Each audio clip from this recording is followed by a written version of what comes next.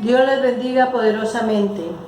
Vamos a iniciar este hermoso tiempo de la mano del Señor, rogando que la presencia gloriosa del Espíritu Santo se manifieste con poder y que afine todos nuestros sentidos espirituales para que podamos recibir esta palabra conforme Él la envía, porque yo solamente soy mensajera de Dios. Y anhela mi corazón que lo que yo diga en esta noche no tenga nada de mi humanidad, sino que sea la palabra de Dios para que cada persona que la reciba sea edificada conforme a los diseños de Dios. Amén. Estamos en el mes de mayo, un mes un poco distinto a los demás meses de mayo de otros años, podríamos llamar que atípico, sobre todo porque en este mes se celebra una fecha que se dice que es el Día de la Madre, aunque realmente el Día de la Madre pues son todos los días, pero el comercio ha escogido un día para que las mamás reciban a sus hijos y sus hijos se acuerden de que tienen una mamá que les dio la vida, que los guardó en el vientre, que hizo una tarea en la gran mayoría de las mamás muy excelente y muy de calidad. Y de paso pues el comercio aprovecha para vender pues todo lo que una mujer necesita, y sabemos que las mujeres somos las que más movemos el comercio porque hay mucho de lo que podemos necesitar y utilizar comercialmente hablando. Pero vamos entonces a mirar cómo lo ve Dios o cómo ve Dios este trabajo que nosotras las madres hacemos. Y busquemos en el libro de Isaías capítulo 49 versículo 15. Dice: ¿se olvidará la mujer de lo que dio a luz para dejar de compadecerse del hijo de su vientre? Aunque olvide ella, yo nunca me olvidaré de ti. Aquí está hablando y haciendo una pregunta a Dios, donde dice que ¿acaso la mujer se puede olvidar de lo que dio a luz por compadecerse del sufrimiento pues que acaba de tener? Porque un parto es extremadamente doloroso. En mi experiencia, las 2 veces que he sentido la muerte es cuando tuve a mis hijos. Pero cuando el niño nace, uno se olvida de todo eso. Y encontramos aquí a Dios diciendo que nosotras las mujeres tenemos un don de Él, que Él puso en nosotras, y es ese amor tan grande por los hijos. Un amor sacrificial, porque ese es el amor de Dios, y Él compara el amor de Él con el de nosotras por eso, porque es que el amor de Dios es sacrificial. Si vemos el amor del Padre, Él envió a su Hijo para que se sacrificara por amor a nosotros, pero si vemos el amor de su Hijo por nosotros, Él mismo fue el que se sacrificó, Él fue el que dio su vida. Y nosotras las madres, incluso algunas desde el momento que quedan embarazadas, empezamos a padecer una cantidad de cosas extrañas y de sufrimientos por los mareos, por las náuseas, por un descontrol total, tanto físico como emocional. Y en el momento de dar a luz, pues casi que entregamos la vida, y muchas madres entregan la vida en ese momento, porque no es nada sencillo lo que en nuestro ser está pasando. Pero aún así las mujeres queremos ser madres. Eso es algo que el Señor puso en nuestra esencia. La esencia para nosotras es querer ser madres. Pero debemos preguntarnos para qué y por qué es que queremos ser madres. Lamentablemente, cuando se empieza el proceso de ser madre, queremos tener a ese hijo para que se parezca al papá, y que el hijo se parezca al papá, porque claro, estamos enamoradas y fantasiosamente pensamos en eso, y creemos que es ponernos a muñequear tener un muñequito en la casa y creemos que a veces que la pareja de pronto va a estar con nosotras por el hijo, cosa que después nos damos cuenta que nada que ver. Pero lo cierto es que cuando ya tenemos a nuestro hijo en el vientre, cuando empezamos a sentir sus movimientos, incluso cuando uno se entera que ya lo tiene, uno ya empieza a amarlo, y ese amor es un amor extremadamente grande. Las mujeres sabemos lo que significa amar de verdad cuando tenemos un hijo. El hijo es el que despierta en nosotras el verdadero amor, tanto así que nosotras las madres sentimos el coraje y la fuerza de que no importa lo que se venga, porque yo voy a detener todo lo que se venga en contra de mi hijo y lo voy a abrazar y a proteger para que nada le pase. Y ese amor perdura en los años, no importa si el hijo tiene 10 años, 15 años, 20 años, 40 años, no importa, ese amor sigue perdurando, incluso se sigue fortaleciendo, porque cuando está bebecito, nosotros amamos mucho al hijo porque es muy indefenso, por su ternura que inspira, pero cuando el hijo ya crece y es un buen hijo, un hijo que enamora a su mamá, pues nos enamoramos más, porque ya es un amor compartido y cultivado de parte de los hijos. Pero lo cierto es que esa no es la razón central para tener un hijo, según Dios. La razón central es para que nosotras, hagamos una tarea muy importante en cuidar a nuestros hijos desde el vientre, y es para que ellos entren a la eternidad con Dios. Porque el plan perfecto de Dios es que toda la humanidad entre a la eternidad, cosa difícil que es, pero el asunto está en si las mamás entendemos esa tarea. Si nosotras las madres verdaderamente entendemos el propósito por el cual nos da Dios el privilegio de ser madres y de sentir ese amor tan especial, tan puro, tan noble, tan grande que sentimos por los hijos, ¿lo tenemos claro? Porque el problema está en que si no lo tenemos claro, cometemos tantos errores con nuestros hijos que lo que hacemos es desviarlos del propósito de Dios. Y eso se debe a que no tenemos nosotras las mujeres claro para qué estamos hechas como madres en esta tierra. Y vamos a buscar en el libro de Génesis, capítulo 21, versículo del 8 al 10. Y creció el niño y fue destetado, e hizo Abraham gran banquete el día que fue destetado Isaac.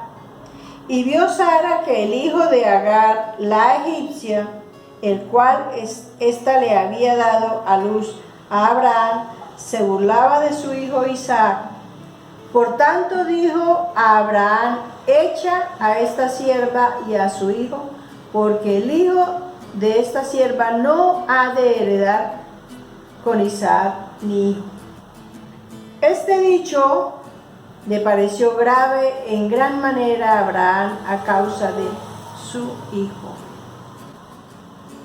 Encontramos un momento difícil, que fue cuando Abraham tuvo un hijo con una esclava egipcia, a causa de que como no quedaba Sara embarazada, y ya Dios les había hablado de que iban a tener un hijo, a Sara se le hizo fácil poner a Abraham a tener un hijo con una persona que no era de la familia, pero que era esclava, y que en ese tiempo se consideraban los hijos de los esclavos hijos de la pareja, y si el hijo era de él, pues con mayor razón. Pero Agar, que no tuvo claro el propósito de Dios con ese hijo, porque Dios tenía una promesa muy grande para el hijo de Abraham, porque se suponía que iba a ser uno solo. Pero como ellos metieron su mano, pues tuvieron dos hijos. Pero esta mujer, Agar, cuando se enteró de que el hijo de ella no era el hijo del cual Dios le había venido prometiendo a Abraham, sino que era un hijo de Sara, ella no cuidó la relación que su hijo debía tener con Isaac, el hijo de la promesa, que era su hermano, su medio hermano. Ella no cuidó que este niño, que podía haber vivido de una manera espléndida junto a Isaac, aceptando con humildad de que tenía que ganarse el amor de Sara. Porque el amor de Abraham ya lo tenía porque él era su papá, pero tenía que ganarse el amor de Sara y de Isaac, su hermano. A esta madre le faltó sabiduría para conducir a su hijo por el buen camino, por el camino de la bendición, por el camino de la prosperidad y por el camino de la salvación.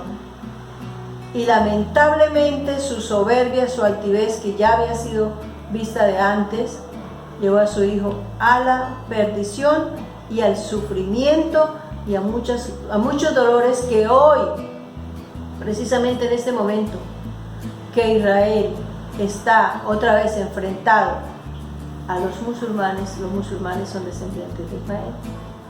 Qué daño tan grande le hizo Agar a su hijo y a todas las generaciones hasta hoy.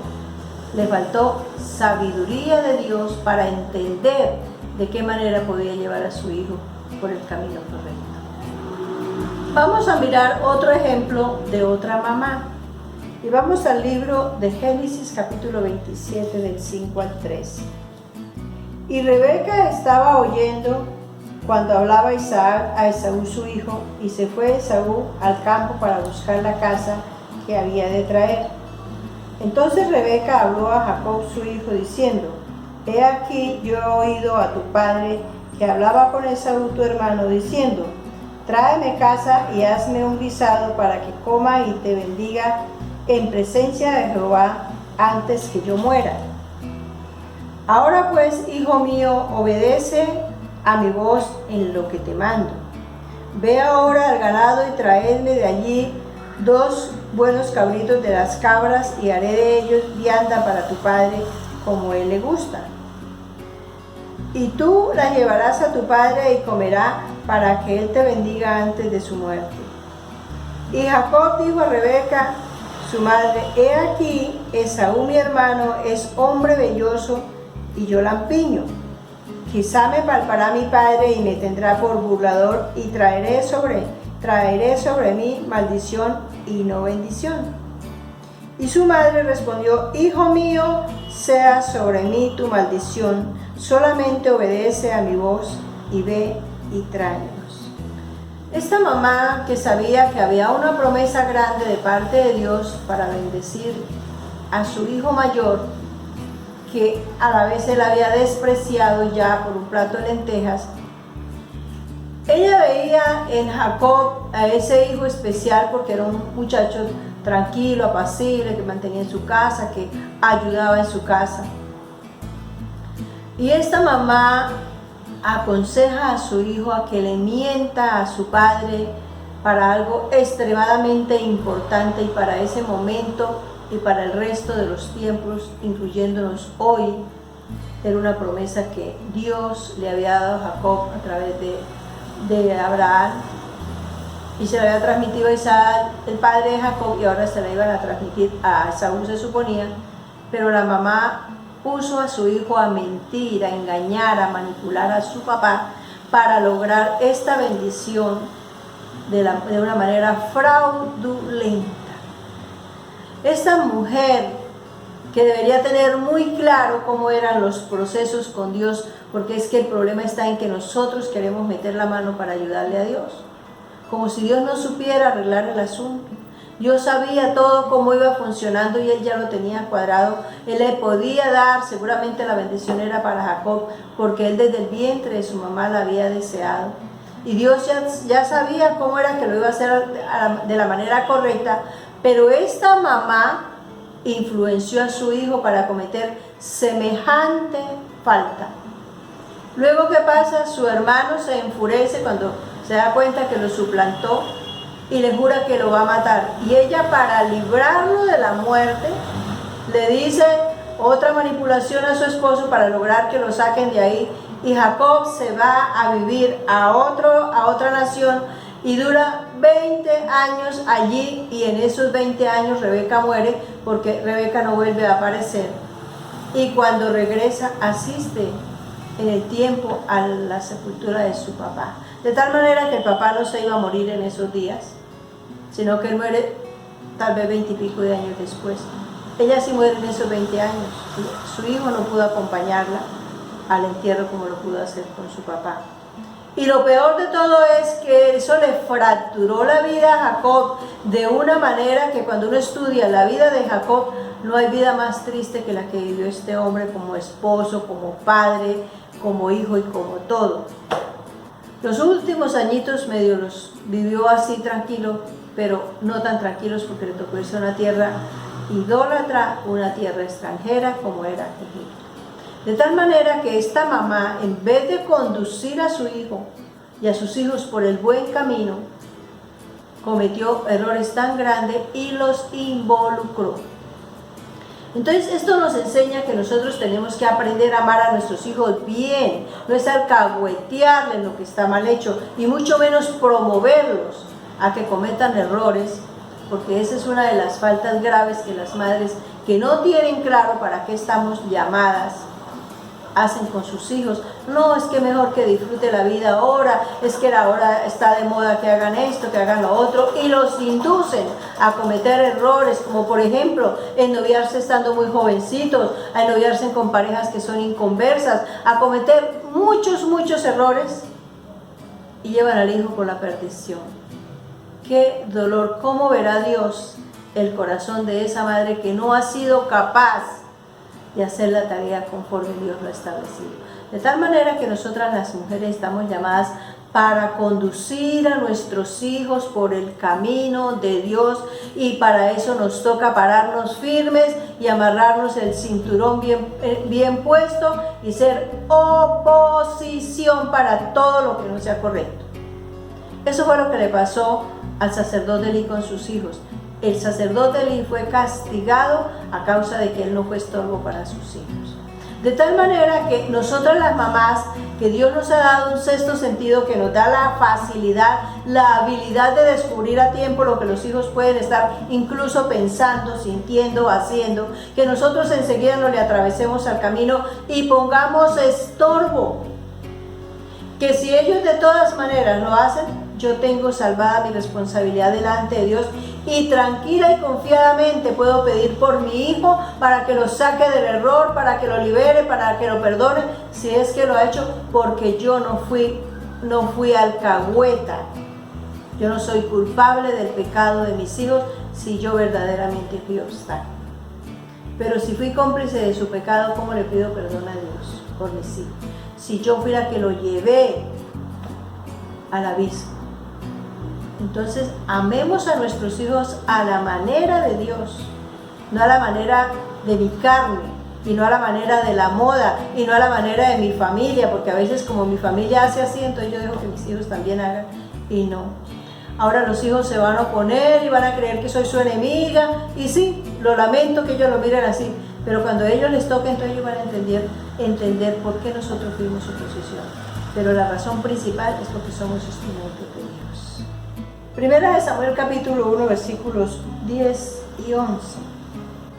Ella con amargura de alma oró a Jehová y lloró abundantemente, e hizo voto diciendo: Jehová de los ejércitos, si te dignares mirar a la aflicción de tu sierva y te acordares de mí, y no te olvidares de tu sierva, sino que dieres a tu sierva un hijo varón, yo lo dedicaré a Jehová todos los días de su vida, y no pasará navaja sobre su cabeza.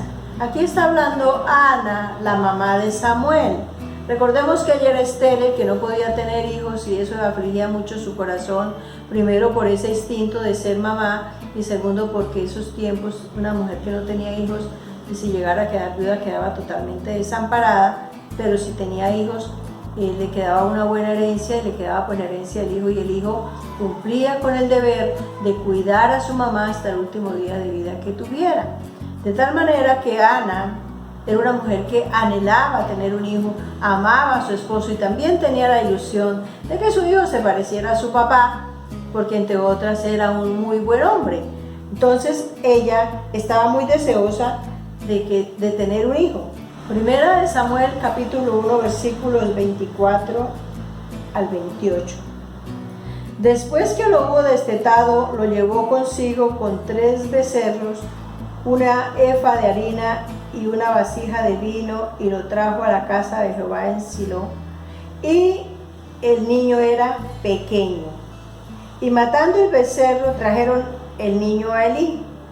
Y ella dijo: oh Señor mío, vive tu alma, Señor mío, yo soy aquella mujer que estuvo aquí junto a ti orando a Jehová. Por este niño oraba, y Jehová me dio lo que le pedí. Yo pues lo dedico también a Jehová, todos los días que viva será de Jehová. Y adoró allí a Jehová.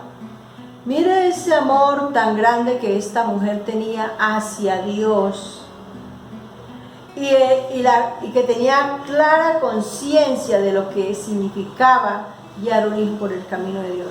Y es que ella tiene este niño, y estando pequeño, se mira más o menos que de unos 5 añitos tal vez, lo lleva al templo y lo entrega allí para que sea formado un gran servidor del Señor.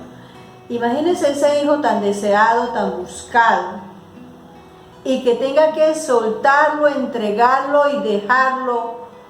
No, eso no es como ahora que hay internet, que hay muchos medios de comunicación y que podía visitarlo al año.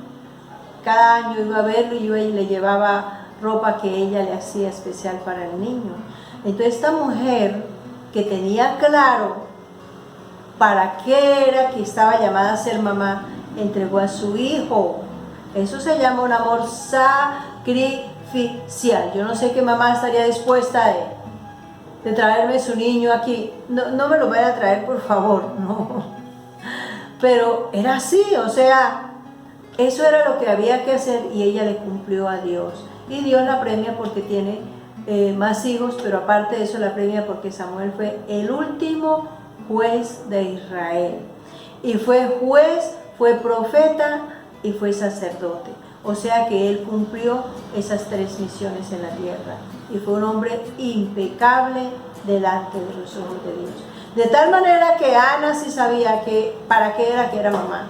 No era ni para retener al marido, ni era para más nada, sino para que fuera un hombre de Dios, como efectivamente se convirtió Samuel.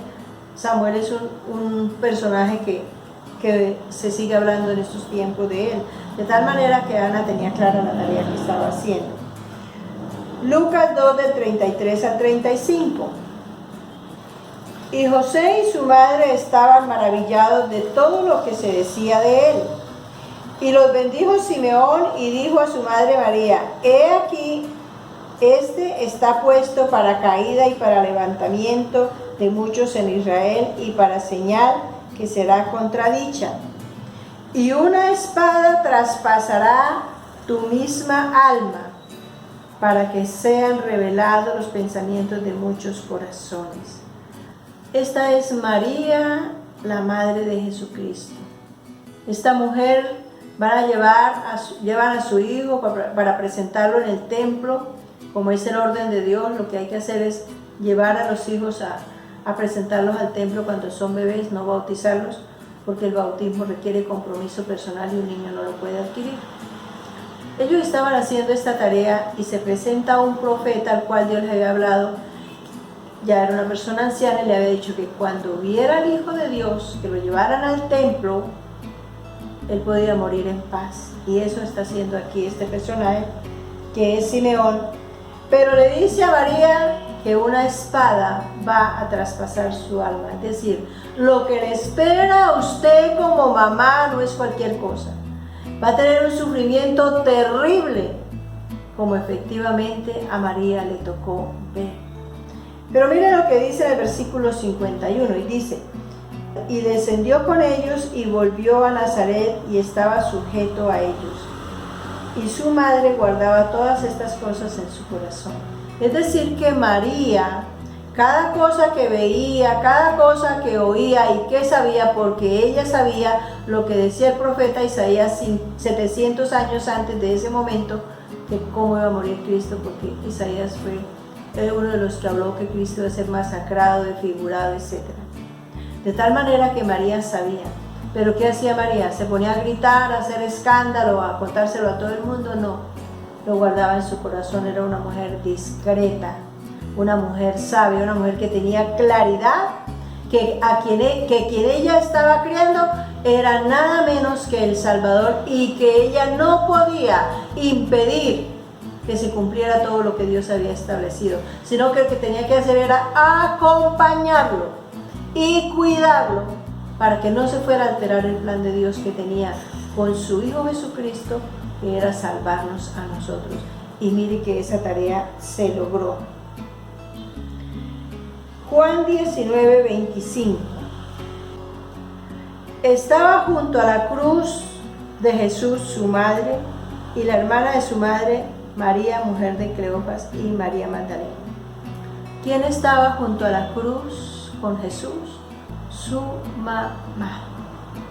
Yo no sé si ustedes alcanzan a medir como mamás cómo sería ese momento tan aterrador, cuando lo azotaban, cuando le pusieron la corona de espinas, cuando lo insultaban, cuando le quitaron la ropa, cuando lo colgaron a la cruz. Ahí se estaba cumpliendo lo que el profeta le había dicho. ¿Cómo sería ese dolor tan terrible, tan estremecedor? ¿Y ella qué hizo? Insultó, peleó. No, yo no dejo que me le hagan eso. ¿Por qué? Porque donde esa madre intervenga, muy seguramente se hubieran impedido muchas cosas. Ella todo lo guardaba en su corazón y lo sufrió. Eso se llama un amor sacrificial. De tal manera que las mujeres debemos tener claro cuál es la tarea, cuál es la misión. Y es guiar a los hijos por el buen camino de Dios, tener claro los planes del Señor. Porque nosotras las mamás, cuando ya conocemos del Señor, sabemos que no podemos permitir que el hijo manosee el pecado. Yo no puedo decirle a mi hijo, bueno, por hoy lo dejo ir a esa fiesta mundana, por hoy lo dejo que camine con esta personita, que porque es que como es el hijo, la hija de fulanita, entonces yo por eso lo voy a dejar sabiendo que es una persona mundana. Como es, y pura excusa, y lo dejan manosear el pecado, y no se dan cuenta que ese día que prueba el pecado queda contaminado y le abre puertas al diablo. Y como es acompañado por la mamá, que es su autoridad, que es su ejemplo, que es su guía espiritual, pues el diablo va a aprovechar y le va a destruir al hijo y a la hija. De tal manera que, mis amadas hermanas madres, hagamos la tarea bien hecha. No es fácil. Los hijos se le enfrentan a uno y se le oponen, pero nosotras somos las que tenemos que pararnos firmes, tener el carácter y la autoridad. De ahí que debemos tener testimonio, porque si somos mentirosas, ¿cómo le decimos al hijo que no mienta? No podemos, ¿cierto? Si somos deshonestas, pues ¿cómo le decimos al hijo que sea honesto? Cuidemos nuestro testimonio para que podamos ser autoridad para ellos y guiarlos por el camino de Dios. Que tengamos en cuenta que el amor de una madre es sacrificial, incluso desde cuando están en el vientre. Que es hasta el último día, no importan los años que nosotras tengamos, ni los años que ellos tengan.